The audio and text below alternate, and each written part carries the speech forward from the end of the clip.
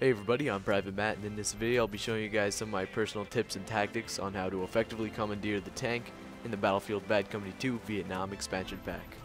In this video we'll be going over class setup, my preferable map picks, as well as some multiplayer tips and tactics. Compared to my other tutorials, this one's going to be fairly short, but even still I hope you guys enjoy. Now we're moving on to our first section, class setup, where we'll look at the best class to use when you're commandeering a tank. And for that class, I would recommend using the Engineer Kit with the highly overpowered but very effective PPSH as your primary weapon. For your secondary, I would recommend using the M1911, your gadget as the RPG, and for your first spec, I'd recommend using the extra ammunition upgrade. Second spec, I'd recommend using either magnum ammo or extra explosive damage. And for your third spec, I'd recommend using the extra vehicle armor, as it decreases any oncoming damage to your vehicle by 25%.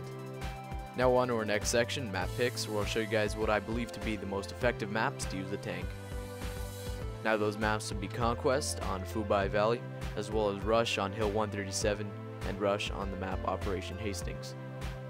I find those maps to be the best because the tank spawns at almost every single base, as well as those maps contain the ideal terrain to use your tank to its full effectiveness.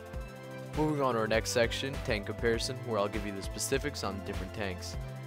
The two tanks available in this expansion is the American M48 Patton and the Russian T-54. Now both tanks have a base health of 1250, they both have the same damage multipliers, as well as both contain the same statistics for their main turret.